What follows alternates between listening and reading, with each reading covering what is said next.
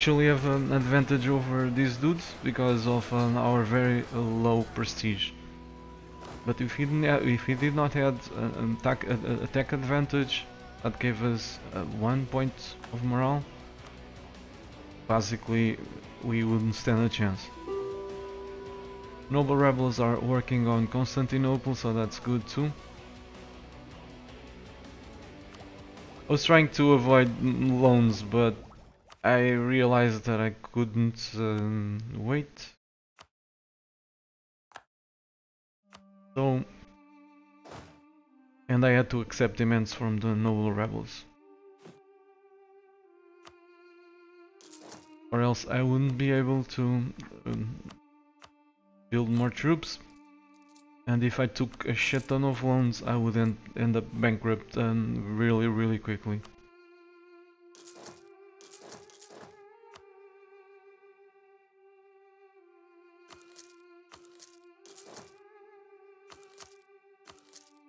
Need to go for the mercs. Simply takes too much time. We are already at minus 85% war score, so they should start sending peace treaties that are gonna screw our stability. So we need to take our capital back, and above all we need to start killing some stacks. Or I won't be able to hold for very long, with only 180 admin points.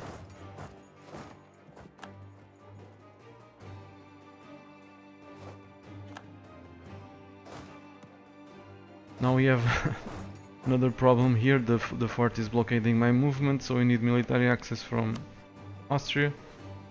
They're being a dick again and don't want to give it.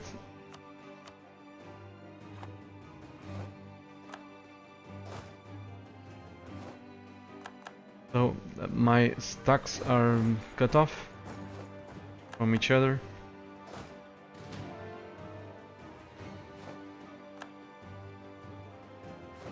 Which is a big issue.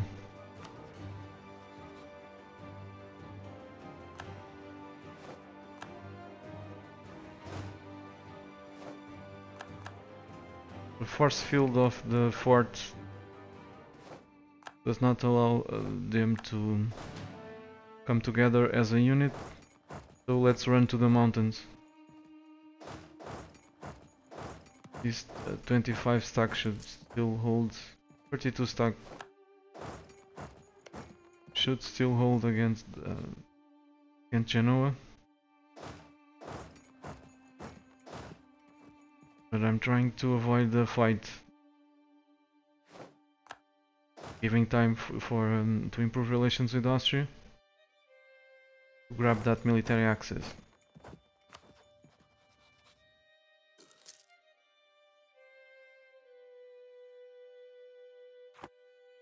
So the Genovese stack really does not know where to go. If after my 24 stack, if after these dudes.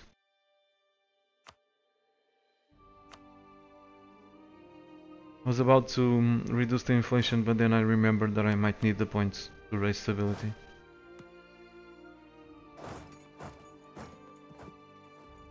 I was also hoping that someone would actually ask military access through Austria. Here I was very lucky. I grabbed probably my first decent ruler. So it happened. I started a fight against Persia. Genoa instantly asked military access to Austria, so it could reinforce.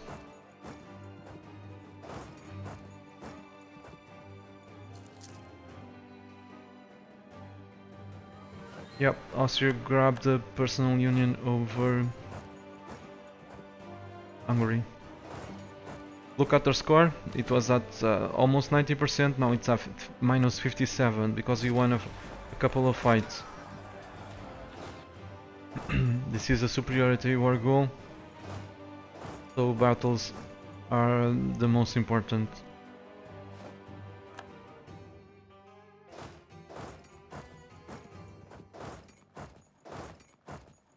Time to shift consolidate again and try to hold. But some mercs will go a long way into winning this battle for us. Should have given these dudes my best general, but I forgot.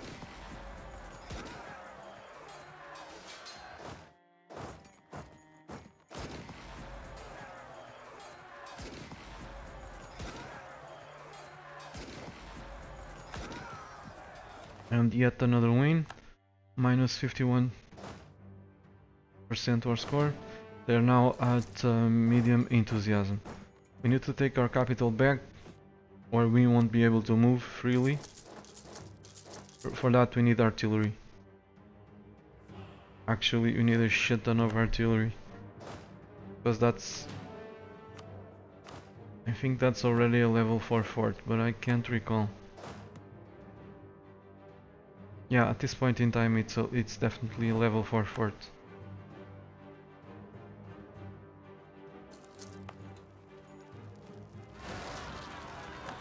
Of course, it's a level 5 because it's also the capital.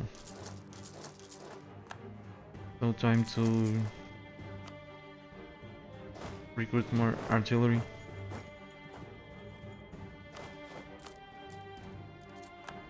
I was trying to avoid loans. The war score was now under control, more or less. And we are at +1 stability. I need to minimize the effects of inflation on the economy to avoid going bankrupt again. Because I'm now heavily relying on mercs.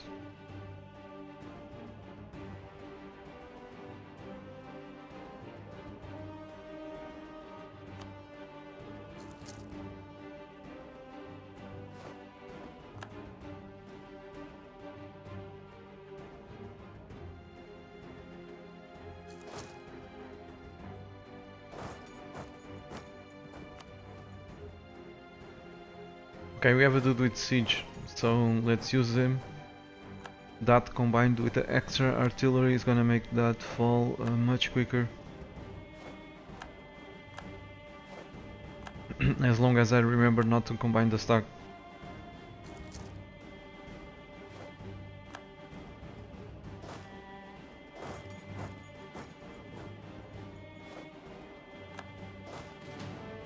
And yeah, as usual I forgot. I'm already going to scrap this cavalry. It's too goddamn expensive, we don't have the money. You have stuff under control. At this point I was feeling that I had everything under control. The only thing that I needed was to unsiege that fort quickly to turn the war around.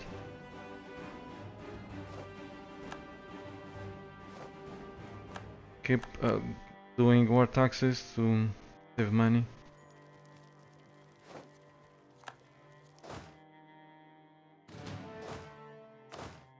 Of course I realized that I didn't have my dudes with siege, so let's bring him.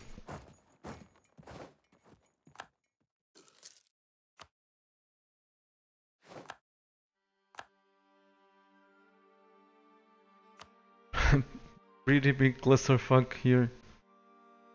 My vassal is 100% siege, pretty much.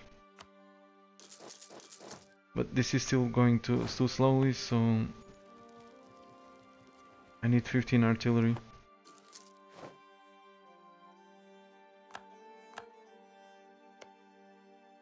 The strongest country in the world. At this point, it's probably either Russia, Commonwealth, or Austria. One of them.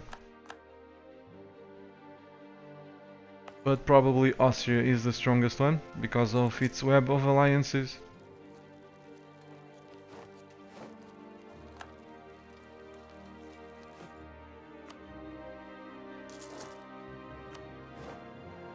No, sorry, I'm mixing up. The strongest countries in the world in this playthrough are Austria and the Commonwealth. But Austria is stronger. The Russia was rather big, but it's weak militarily. Is very weak, backwards. Immediately after what's happening here, before, I mean not after, my militaries, again I forgot. But like I was saying, I stack up their stacks pretty easily, and was about to grab a white piece when I went bankrupt. Anyway, this is the first peace deal from the coalition leader. It's a stability. It's gonna hurt my stability. Keep in mind that coalitions wars have, if I recall correctly, only 10%. I mean, have a 90% discount on war score. So they can demand around 10 times more stuff than a regular conquest CB. So even a 20% offer is pretty taxing.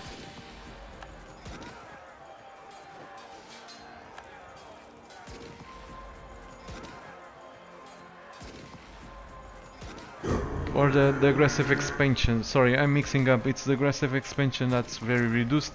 But anyway, it's still a very reduced CB. So war score, they can take a shit ton of stuff for 100 war score. Aggressive expansion, I think it's reduced to 10%, something like that.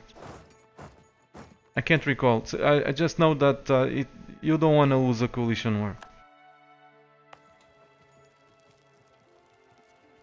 Unless, of course, you're screwing one of your allies.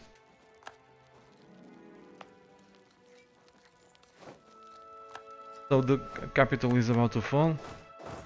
We have a pretty big stack. Let's combine it.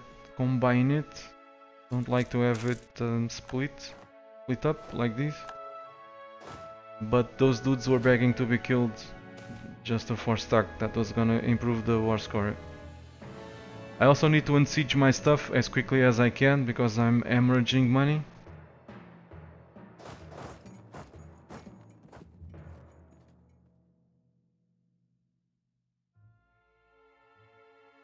I have like another 6 loans or so available before bankruptcy at this point.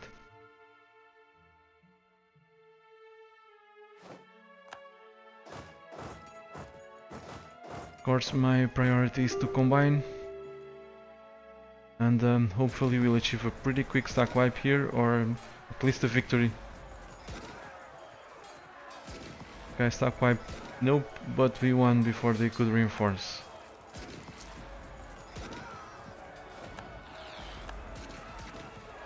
Pretty close. Actually, is remembering it. So yeah, let's build more mercs because this is gonna be close. We cannot lose this.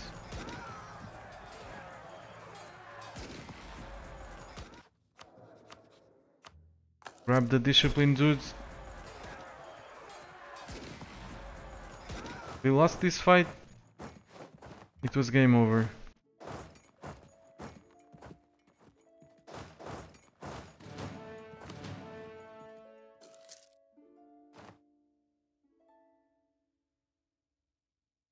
So yeah, I'm seeing what I need to grab a white piece. Because at this point I'm still very vulnerable to another attack by Austria. The moment the truce is up, they would probably come and get me.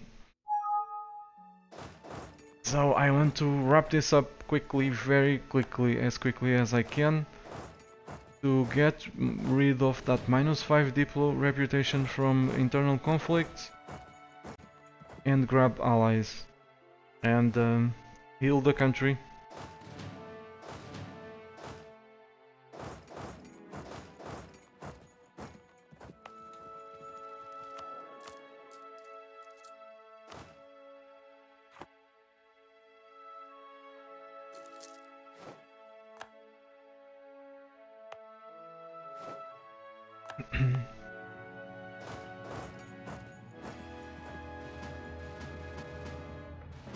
So like I said, we need to unsiege the provinces because we need the money. But at the same time we also need to take the forts.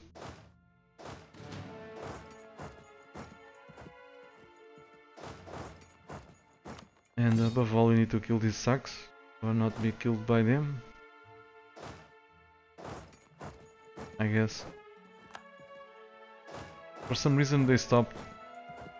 They could have won that pretty easily against the 2-stack. They derped.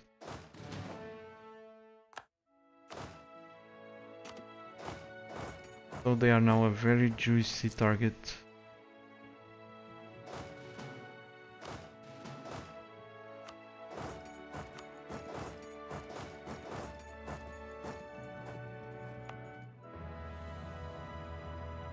Thinking about not paying for the forts. They don't have the... At this point I doubt they have the power to actually go siege it.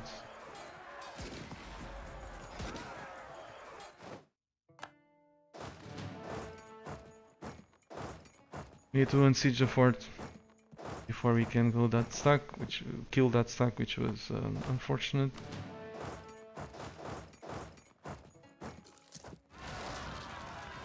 Some more rebels.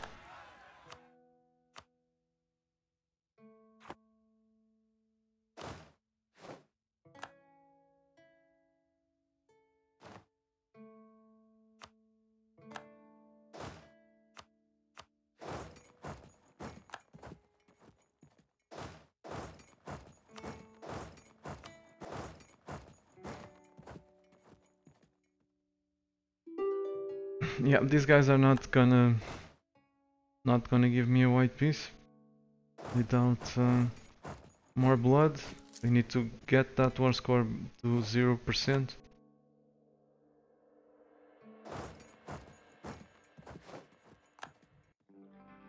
So we either need to kill more of their stacks or we need to take the forts. Either way, it's gonna take time. More rebels near enforcing demands. So this had to end pretty quickly.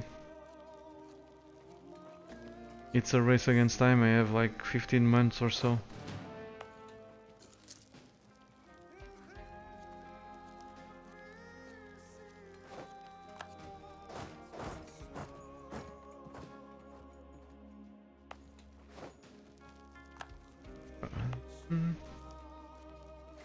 This time I did not forget to put the dudes with siege in charge of the siege.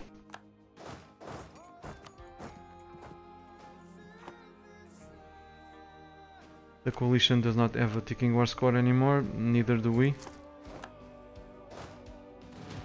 Because they killed lots of our vassals' armies. Little one stacks.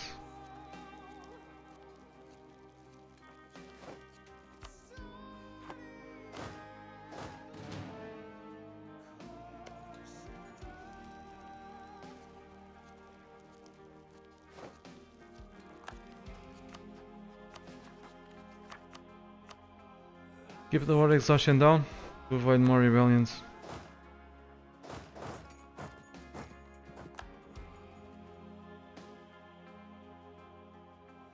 Go kill some more dudes.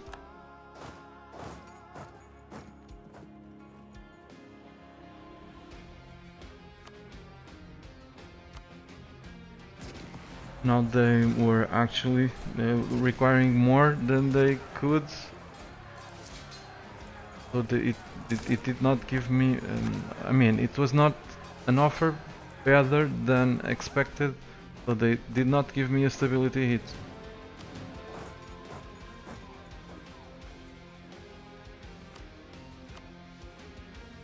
Minus 19.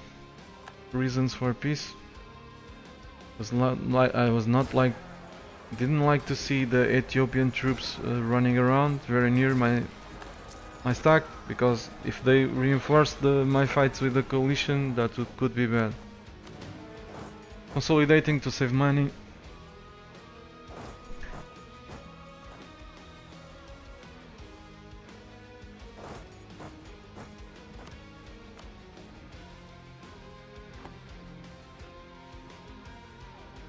I want to avoid fighting the Ethiopia right now. I need to get rid of the coalition.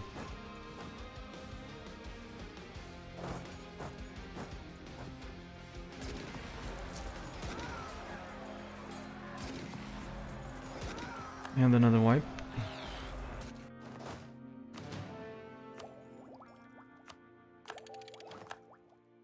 Further military tech. Gonna help.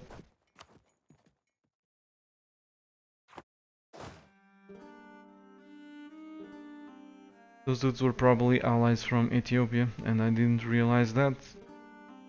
So if I had realized it, I probably would not have engaged them.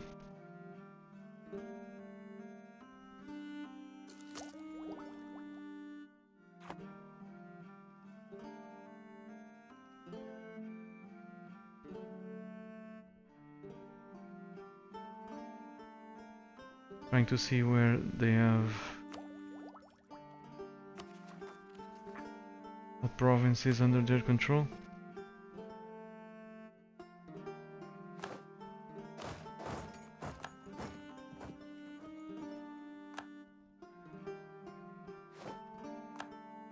Here comes Persia. One thing weird that I've noticed is that these guys should have exploded with rebels, and they did not spawn a single rebellion during this time. They are at with the 30 unrest everywhere for years now, and no rebellion whatsoever. Trying to see if I could get rid of them without having to concede much, because of the separatists that are about to enforce demands. So if the separatists enforce demands, it's gonna cost me.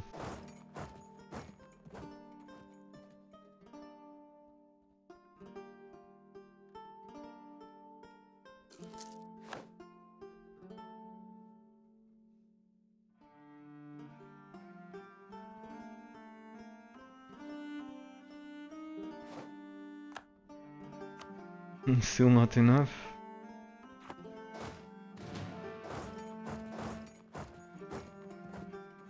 The silly modifiers coalition war really demand blood.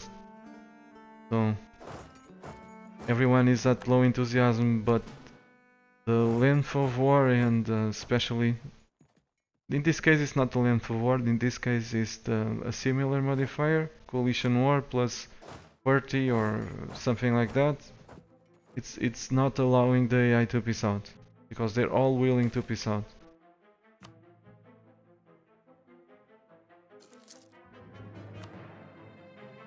If this was not a coalition war, they would have peace out at the very least, around 2 years earlier.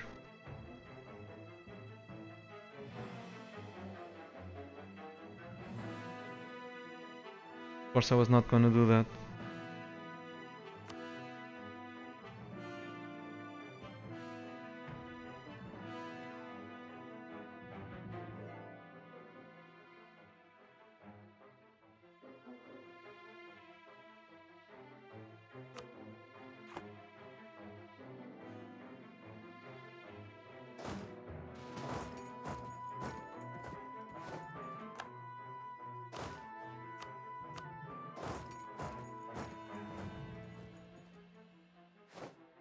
Actually, coalition Aldwin is saying corruption makes sense.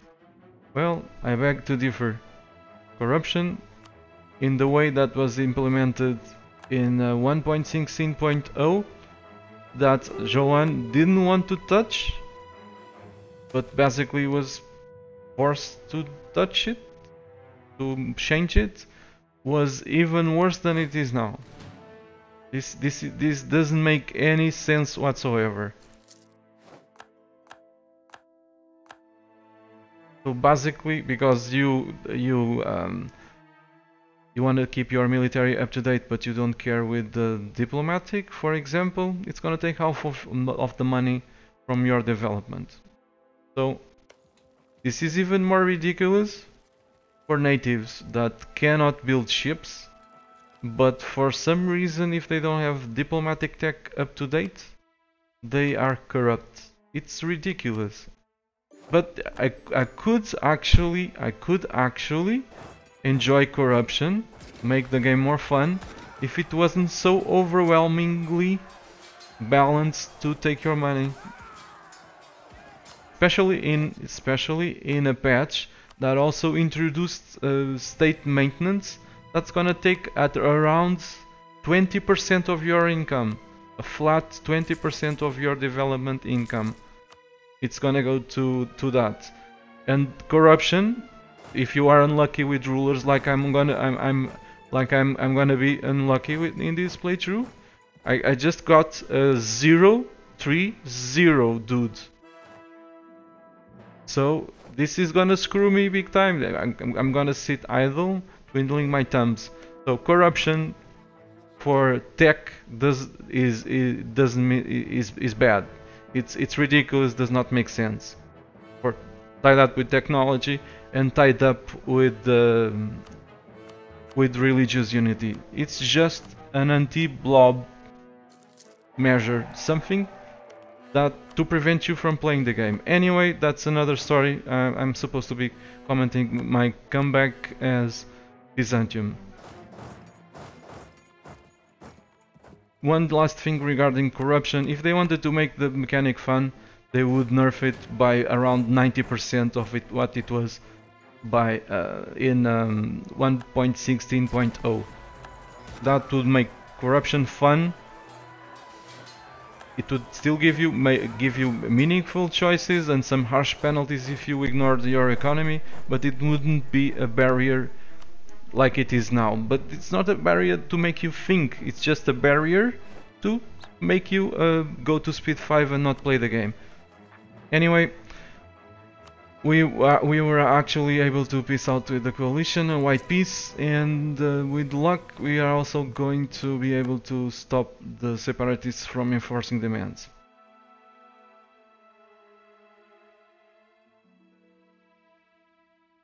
Ethiopia is already at low enthusiasm, so it should be easy to piece them out if we stack wipe one of their stacks. Internal conflicts still giving me issues, still giving me lots of problems, so there we go. Ethiopia that declared war much earlier, much later than the coalition, instantly decided to peace out almost at the same time as the coalition, with the 7% war score. Of course, now the biggest priority is to grab an alliance, but this means nothing. We still keep in mind that our diplomatic reputation is at -4 or -5 at this point, because of our low legitimacy, less than perfect legitimacy, probably still -3 from annexing a vassal, and now -5 due to internal conflicts event. I'm worried with the situation in my vassal. They have some separatists too, so I need to place a regiment on top of the province to avoid losing it to probably Morocco.